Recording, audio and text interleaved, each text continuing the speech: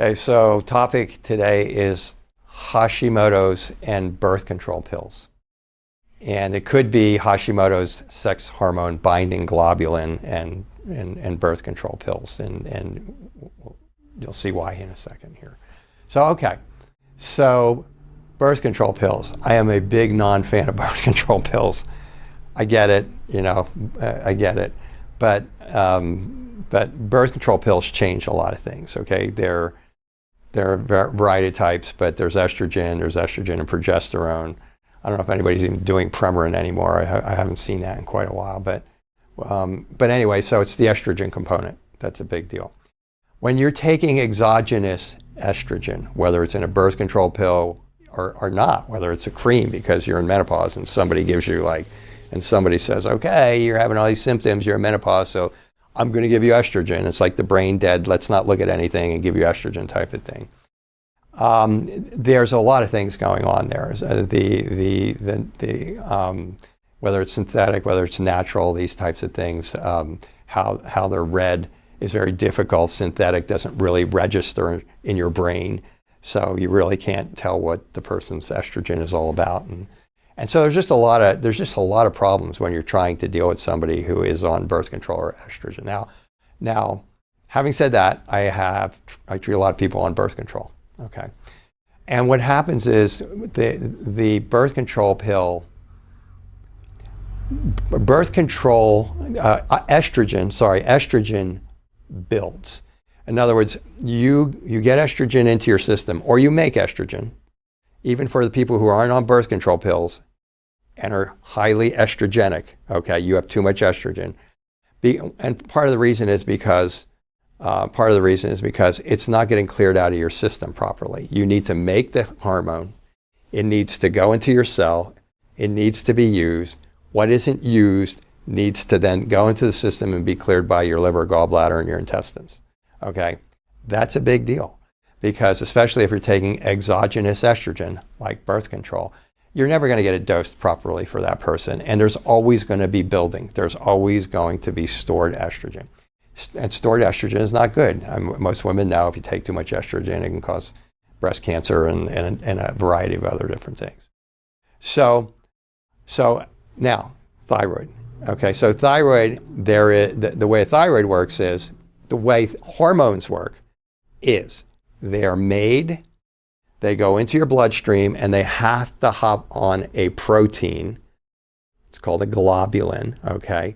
And it has to hop on a protein, and it attaches that protein, and then that protein takes it to where it needs to go.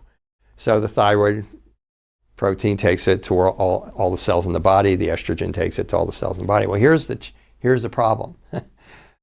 They kind of share the same protein. It's called the thyroid hormone binding globulin, but when that thyroid hormone goes to it's on that globulin, okay, and then it goes to the cell to drop it off. There's only so many places. There's only so many seats on this taxi cab, okay? There's only so many places where the thyroid can have a seat, jump on there, and then actually be taken to where it needs to be. Here's the problem. Estrogen also competes for those same receptor sites on that globulin and in the cells. So when you have too much estrogen in there, you're gonna get low, what's called T3 uptake. You're gonna get on here. Maybe they're not gonna be the estrogen's gonna get in there, and maybe the thyroid's not gonna be able to get their hormones on there, and then they get to the cell, and then that's where that hormone becomes T3, and it's going to be blocked out by the molecule of estrogen. So you can go to the doctor, and you can have low thyroid function. They'll look at you and they'll say, you have hypothyroid. I don't know what's going on. Your thyroid hormone is good, but when we get to the cell, it's not. And for the person who's highly estrogenic, or for the person who is taking hormone replacement therapy, birth control pills, then that's the factor. It's stunning, but a lot of people, a lot of endocrinologists don't know that. It's at this point in time. I'm seeing more and more and more endocrinologists now running female hormone panels and thyroid together. And this is one of the main reasons why. There's other reasons. Thyroid has a lot to do with progesterone, metabolism, and so your thyroid and your female hormones, and thus your birth control pills, are very interactive, and they both affect each other. There's a lot more chemistry to that, and than what I'm just going into. But I think you get the idea. They compete. These guys compete for the same receptor sites on the cell.